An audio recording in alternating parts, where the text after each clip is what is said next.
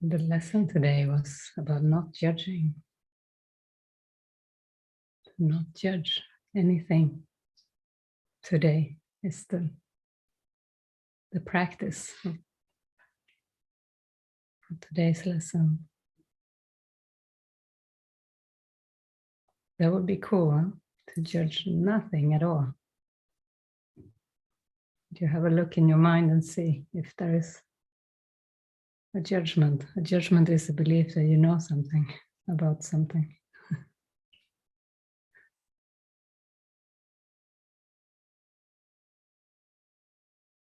Or that you believe that you know what you are. Do you believe you're a person? That's a judgment.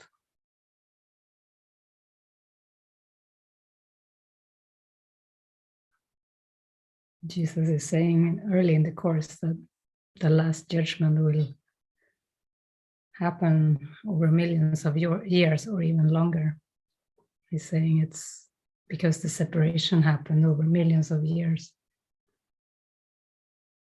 which is a different description of it than he gives elsewhere in the course.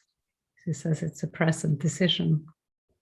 And that is a very helpful way of seeing it, because we need have to choose in the present moment, to choose right-mindedness.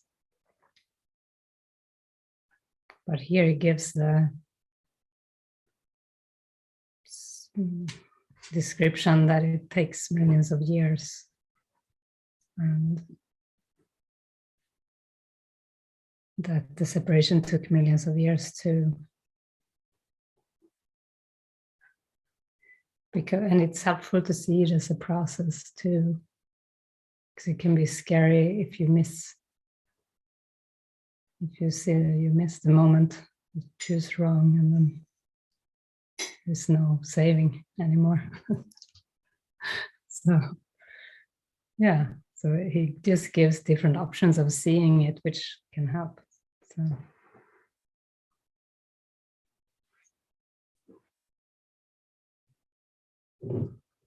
yeah.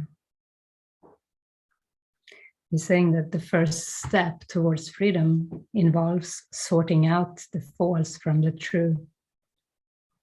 This is a process of separation in the constructive sense and reflects the true meaning of the apocalypse, the ending of the world. To learn to sort out the true from the false. Everyone will ultimately look upon his own creations and choose to preserve only what is good, just as God himself looked upon what he had created and knew that it was good. At this point, the mind can begin to look with love on its own creations because of their worthiness. At the same time, the mind will inevitably disown its miscreations, which without belief will no longer exist. The term the last judgment is frightening, not only because it has been projected onto God, but also because of the association of last with death. This is an outstanding example of upside down perception.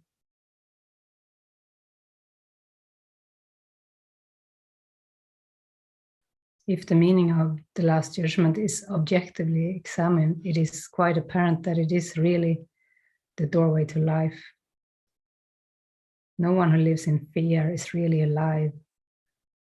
Your own last judgment cannot be directed toward yourself because you're not your own creation.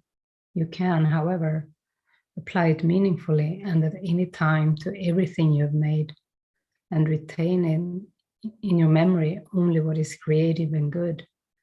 This is what your right-mindedness cannot but dictate. The purpose of time is solely to give you time to achieve this judgment. It is your own perfect judgment of your own perfect creations.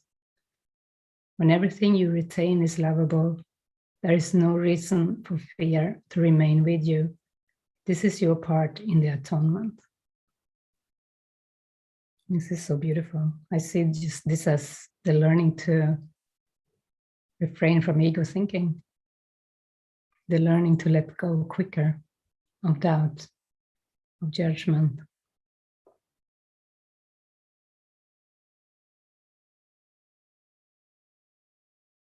Yeah.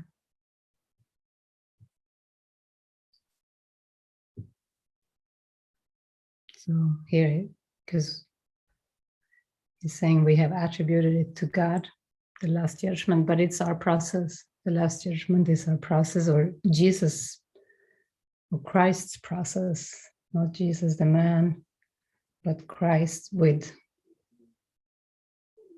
all the true light beings, all the angels, all the, he's saying he will undertake it with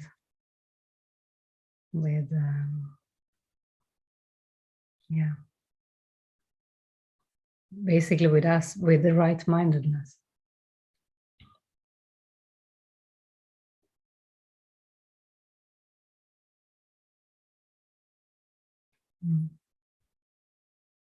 It's the turning of upside down perception to right side up perception.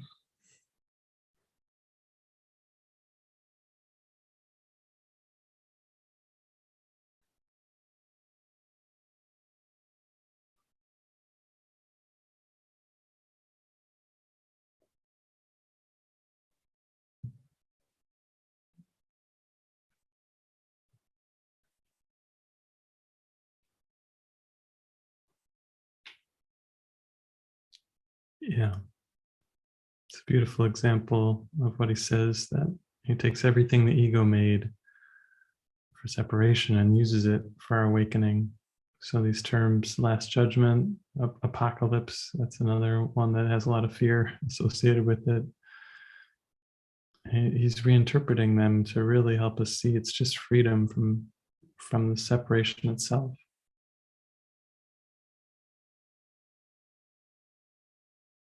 And we can just extend that to everything in our life, everything that we're attaching judgment to, everything that we're attaching some sort of threat or fear to.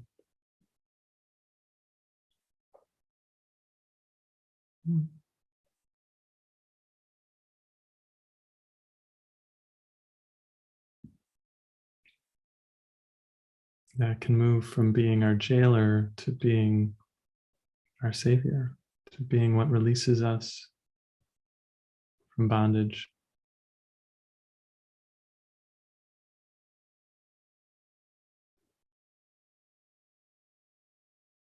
Yeah.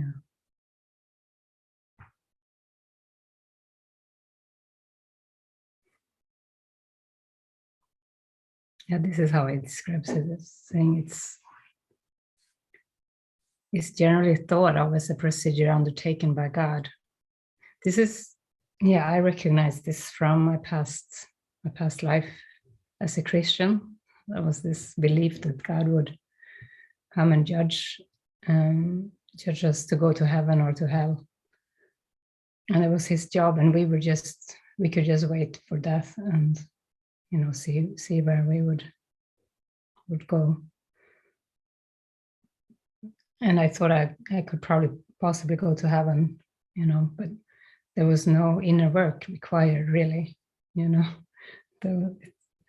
but it's a huge inner work required. It's to see all the layers of beliefs that the mind has made up. And Jesus says, it will be undertaken by my brothers with my help. He's saying, Jesus Christ is saying that. The Christ consciousness. And his brothers, that's us. We will undertake the last judgment with his help. It's a final healing rather than anything out of punishment, however much you may think that punishment is deserved. So, it's the restoration of right-mindedness.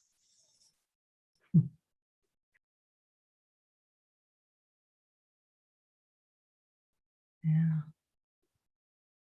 beautiful. We have a very powerful mind. We can change our mind about ourselves, about the world. And we can make this change in any moment, really. Or offer the willingness to change.